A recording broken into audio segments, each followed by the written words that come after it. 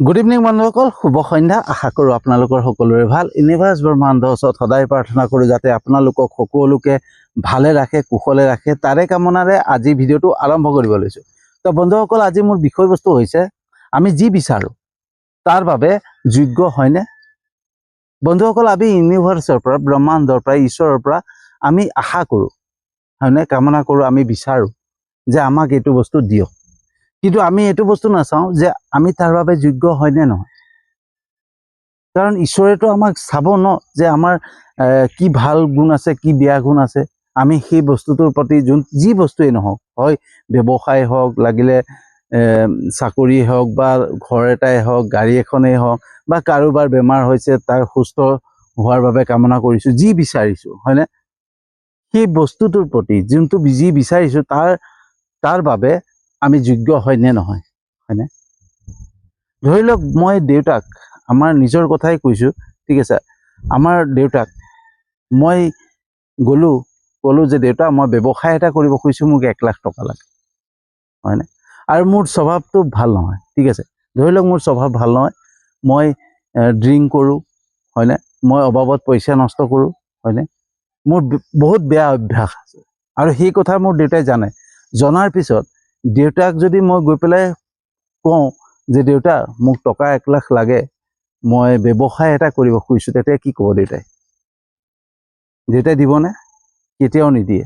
প্ৰথমতে এটাই কথা ক'ব যে তই মোৰ সন্তান হ'ব পাৰ, কিন্তু তোৰ যিখিনি স্বভাৱ আছে, যিখিনি বেয়া স্বভাৱ আছে, তো মই তোক কেনেকৈ বিশ্বাস কৰিম, তোক 1 লাখ টকাটো মই কেনেকৈ দিম? তোৰ ওপৰতো মোৰ বিশ্বাস থাকিব লাগিব। তই সেইটো পইচা যে দিম, তাৰ বাবে তই যোগ্য হয়নে নহয়, তই সেই পইচাটো সৎ ব্যৱহাৰ কৰিবি নে নাই, তাৰপিছতহে মই তোক পইচা দিম। দেউতাইতো তেনেকৈ ক'ব ন। আৰু আমাৰ দেউতাইতো সেইটোৱেই চিন্তা কৰিব যে আমাৰ যোগ্যতা আছে নে নাই। কাৰণ দেউতাই যোনটো পইচা ঘটিছে বা যি কৰিছে, সেইটো কষ্টৰ ধন, আৰু সেই কষ্টৰ ধনটো যেতিয়া আমাক দি দিব নহয়, তো আমাৰ ওপৰতো বিশ্বাস থাকিব লাগিব, তাৰ বাবে আমাৰ যোগ্যতা থাকিব লাগিব, হয়নে। যদি আমাৰ যোগ্যতাই নাথাকে, তেতিয়াহ'লে আমাক দেউতাই কেনেকৈ দিব? যদি দেউতাই নিদিয়ে, তেতিয়াহ'লে চিন্তা কৰক ঈশ্বৰে কেনেকৈ দিব, হয়নে। আমাৰ কেতিয়াবা এনেকুৱা এক্সপেক্টেশ্যন থাকে, চাবচোন, আমি যেতিয়া বিয়া বয়স হৈ যায়, বিয়া বয়স হোৱাৰ পিছত যেতিয়া আমি ছোৱালী চাবলৈ কওঁ, ধৰক পৰিয়ালৰ কাকবা ক'লোঁ ছোৱালী চাবৰ কাৰণে, আৰু সেই পৰিয়ালৰ মানুহজনক ক'লোঁ যে ছোৱালীজনী মোৰ কাৰণে চাব, যাতে মই বিয়া পাতিব পাৰোঁ, আৰু এনেকুৱা এজনী ছোৱালী চাব যাতে ঘৰখন ধৰি ৰাখিব পাৰে, শান্তশিষ্ট হয়, সুন্দৰ, ভাল, ধুনীয়া হয়, ঠিক আছে, আৰু যাতে মা দেউতাৰ কথা শুনে, হয়নে, যাতে মানে ঘৰখন ধৰি ৰাখিব পাৰে, আৰু প্ৰভু ভক্ত হয়, ঠিক আছে, মানে শান্তশিষ্ট একদম এগৰাকী, যাতে ঘৰুৱা এগৰাকী ছোৱালী লাগে। তো মই মোৰ এক্সপেক্টেশ্যনটো ক'লোঁ, মই কেনেকুৱা আশা কৰোঁ, মোক কেনেকুৱা ছোৱালী লাগে মই ক'লোঁ। কিন্তু সেই ছোৱালীজনীক মই বিয়া পাতিবৰ কাৰণে মই যিখিনি বিচাৰিছোঁ সেইখিনি মোৰ আছেনে নাই, মই ভদ্ৰ হয়নে নাই, মই মা দেউতাক সন্মান কৰোঁনে নাই, মই জ্যেষ্ঠজনক সন্মান কৰোঁনে নাই, ঠিক আছে। তো মই যদি মোৰ সেই যোগ্যতা আছে, তেতিয়াহ'লে মই সেই ছোৱালীজনীক বিয়া পতাৰ মোৰ যোগ্যতা আছে, বা তেনেকুৱা ছোৱালীজনী মই পাম।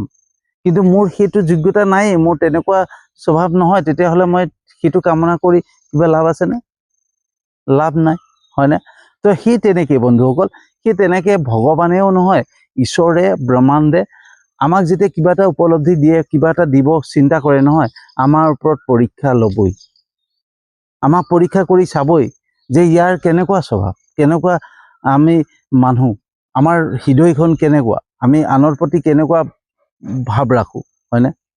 ধৰক আমাক এনেকুৱা এটা ঈশ্বৰে উপলব্ধি দিবৰ কাৰণে চিন্তা কৰিছে, আমি বিচাৰিছোঁ যে হে প্ৰভু, মোক এনেকুৱা এটা, মানে হে ঈশ্বৰ, হে ব্ৰহ্মাণ্ড, মোক এনেকুৱা এটা জীৱন দিয়া, যাতে মই যি বিচাৰোঁ তাকে পাব পাৰোঁ। মোৰ ভাল এটা ব্যৱসায় হওক, মোৰ ভাল এখন ঘৰ হওক, গাড়ী এখন হওক, মই পৰিয়ালটোক যাতে সুখত ৰাখিব পাৰোঁ, মই পৰিয়ালটোক বাহিৰত ফুৰাব নিব পাৰোঁ, মই ফুৰিবলৈ যাব পাৰোঁ, হয়নে। তেনেকুৱা কামনা কৰি পেলাই ঈশ্বৰৰ ওচৰত প্ৰাৰ্থনা কৰি আছোঁ। আৰু ধৰক আমাৰ ঘৰত কাৰোবাৰ বেমাৰ হৈ আছে, অসুখ হৈ আছে, সেই অসুখ হৈ থকা ব্যক্তিজনক আমি চিন্তা কৰি আছোঁ ভগৱানৰ ওচৰত যে সেই প্ৰভু তেওঁক সুস্থ কৰক, হয়নে। কিন্তু সেই যে আমি যি বিচাৰিছোঁ তাৰ বাবে আমি যোগ্য হয়নে নহয়, আমি যদি আমাক যদি সেইখিনি উপলব্ধি দি দিয়ে, অজস্ৰ টকা সম্পত্তি দি দিয়ে, আমি যদি টকাখিনি পাই যাওঁ, ঘপকৈ আমি ধনী হৈ যাওঁ। ধনী হৈ যোৱাৰ পিছত আমি দৰিদ্ৰ দুখীয়া মানুহখিনিক, আমাৰ তলত থকা মানুহখিনিক আমি কেনেকুৱা ধৰণৰ ব্যৱহাৰ কৰিম? এজন দুখীয়া মানুহক আমি কেনেকুৱা ধৰণৰ ব্যৱহাৰ কৰিম? আমি কেনেকৈ ট্ৰিট কৰিম তেওঁলোক, হয়নে? আমি তেওঁলোকৰ প্ৰতি আমাৰ ভাৱনা কেনেকুৱা হ'ব যেতিয়া আমি ধনী হৈ যাম? সেই প্ৰত্যেকটো বস্তু চালি জাৰি ইউনিভাৰ্ছে, ব্ৰহ্মাণ্ডে চায়। আমাৰ হৃদয়খন কেনেকুৱা হ'ব লাগিব? এতিয়া বহুতে কয়, ঠিক আছে দেই, ঈশ্বৰৰ পৰা পাবলৈ হ'লে, ইউনিভাৰ্চৰ পৰা পাবলৈ হ'লে, ইউনিভাৰ্চৰ আমি যদি জানিবলৈ হয়, আমি প্ৰকৃততে ঈশ্বৰৰ ভক্ত হওঁ, তেতিয়াহ'লে কি হ'ব? আমি গা পা ধুব লাগিব, নিজক পবিত্ৰ কৰিব লাগিব, হয়নে? আমি যাতে মানে আৰ হাতে খাব নালাগিব, তাৰ হাতে খাব নালাগিব, ইটো চুব নালাগিব, সেইটো চুব নালাগিব, এইটো বস্তু খাব লাগিব, সেইটো বস্তু খাব নালাগিব। আৰু তেনেকৈ আমি ঈশ্বৰক পাম নেকি? কেতিয়াও নাপাওঁ বন্ধুসকল। ঠিক আছে, আমাৰ শৰীৰটো পবিত্ৰ হ'লেই নহ'ব, আমাৰ হৃদয়খন পবিত্ৰ হ'ব লাগিব, আমাৰ ভিতৰখন পবিত্ৰ হ'ব লাগিব, আমাৰ ভিতৰৰ আত্মাটো পবিত্ৰ হ'ব লাগিব ন?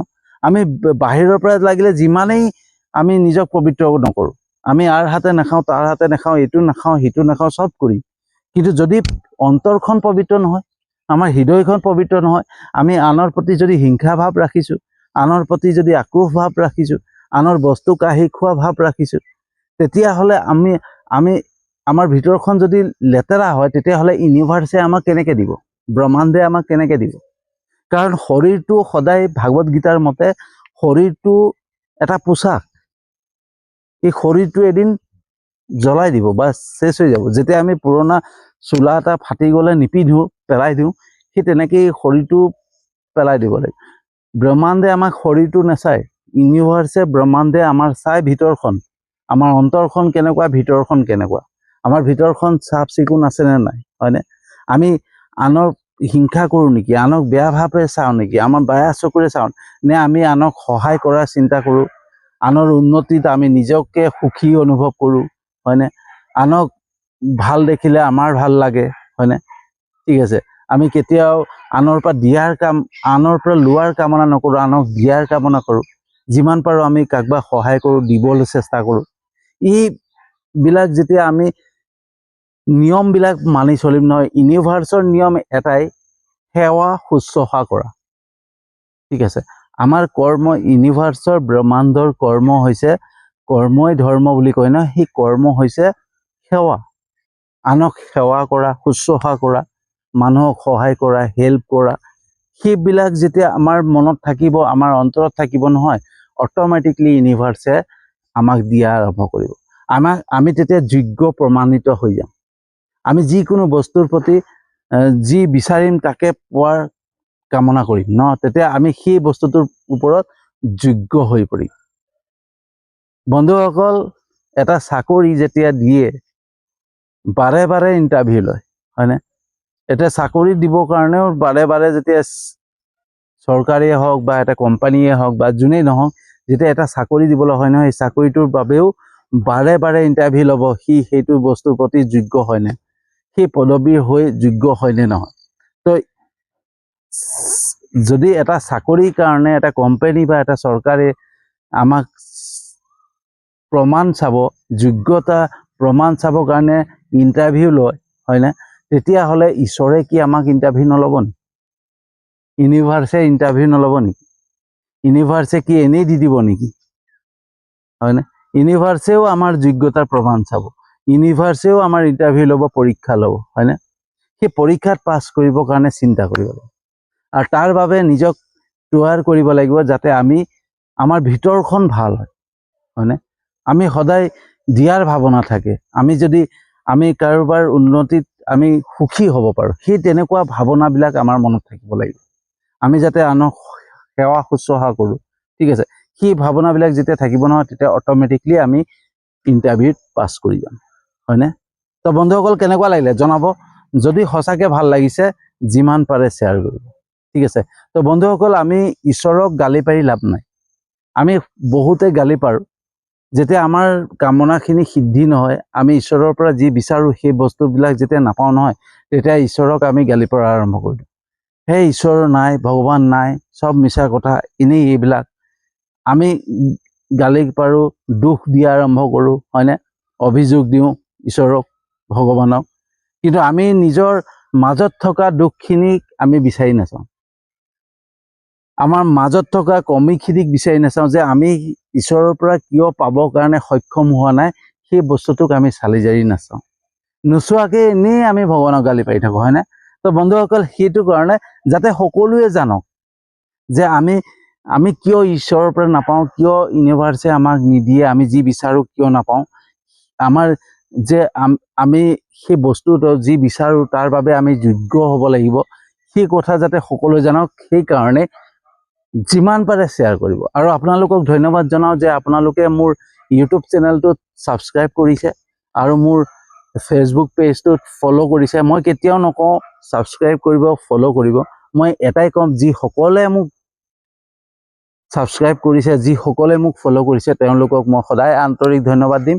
আৰু আপোনালোকৰ আশীৰ্বাদ, আপোনালোকৰ উৎসাহ, আপোনালোকৰ প্ৰেৰণা পালে সদায় এনেকুৱা ধৰণৰ ভিডিঅ' বনাই যাব পাৰিম বুলি আশা কৰি আজিৰ ভিডিঅ'টো সামৰণি মাৰিছোঁ আৰু এটা নতুন বিষয়বস্তু লৈ আহি আছোঁ।